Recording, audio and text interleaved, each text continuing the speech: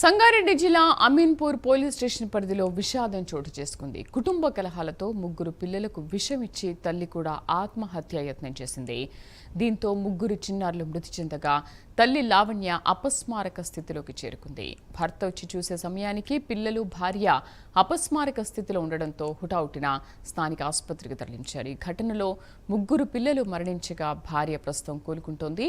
ఇక విషయం తెలుసుకున్న జిల్లా ఎస్పీ పారితోజ పంకజ్ ఘటనా స్థలానికి చేరుకుని వివరాలు సేకరించారు.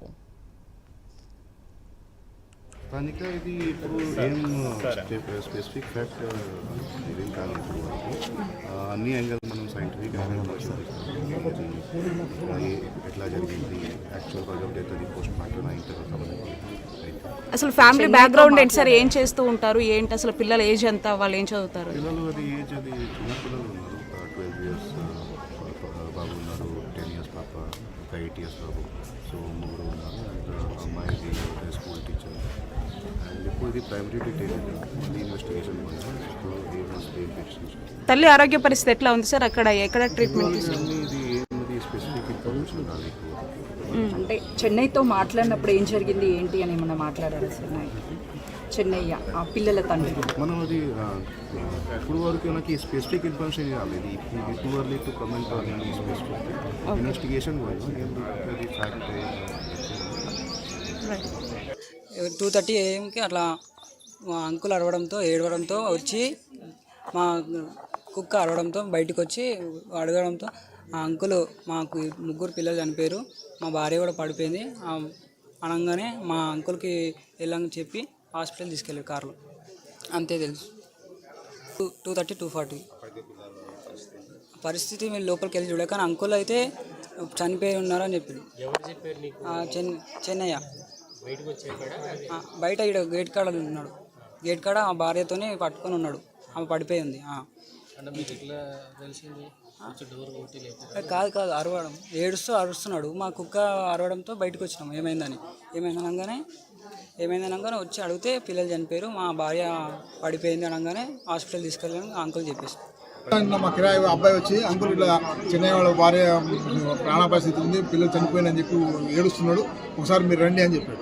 ఇమీడియట్గా 2:30 అట్లా 2:35 పడితే నేను వచ్చి చూస్తే చెన్నై బాగా పట్టుకొని ఇక్కడ ఉన్నాడు.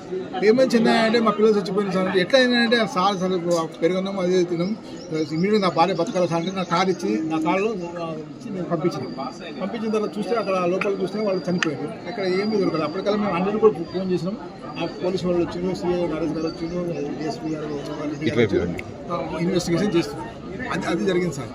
ఆ తర్వాత అమ్మాయి అక్కడ నుంచి ఏమైనా మందు వచ్చింది అని చెప్పి మనకు వచ్చేది కదా, ఇప్పుడు వెతికినాం ఇక్కడ మందు ఏం దొరకలేదు. సరే ఆ కాన్ఫరెన్స్లో వచ్చింది అని చెప్పి తెలిసింది. సరే ఓకే సేఫ్ అని చెప్పి అనుకుని కాబట్టి చనిపోవడం చాలా బాధాకరంగా విషయం. ఎందుకంటే మేము 7 ఏళ్ల నుంచి అబ్బాయిలు మా ఇంటికి వస్తారు, మా ఇంట్లో కూర్చుంటారు, ఏదైనా ఉంటే తింటారు, టీవీ చూస్తారు, ఆడుతారు. నేను 8 o'clock కూడా వాళ్ళు ఆడుతారు సార్ పిల్లలు. వాటర్ ట్యాంకర్ 9 గంటలకు ఇంటికి వచ్చిన అన్నం తిన్నాక 10 గంటలకు ఇంటికి నేను బయలుదేరి చందన వచ్చిన తర్వాత 11:20 5 ఇంటికి వచ్చేవరకు మా భార్య డోర్ కొట్టి చూశారు. సరే ఆమె పడుతుంది నేను అనుకున్నాను.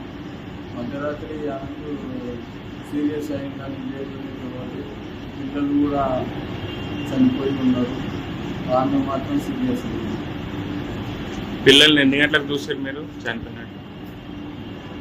నేను ఈ అమ్మాయిని మా భార్యను చేసుకొని పైకి వస్తుంటే నాకు ఒక్కరిని కాక ఏడిస్తే మా అబ్బాయిని పోయి బాబు పక్కన వాళ్ళని ఎందుకు అని చెప్పామని లేపిన. మా అబ్బాయిని లేపితే మా అబ్బాయి అప్పటి వరకు చనిపోయి ఉన్నాడు.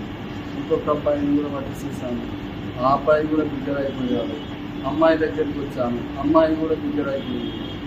నా దగ్గర అమ్మాయి పక్కన వండుకున్న అమ్మాయి కూడా పక్కన మీద అట్టే వండుకొని అట్లే బిగ్గర అయిపోయింది. వాటర్ ట్యాంకర్ 9 గంటలకు ఇంటికి వచ్చిన అన్నం తిన్నాక 10 రాజుగారండి కొంచెం వెనకారండి, రాజుగారండి కొంచెం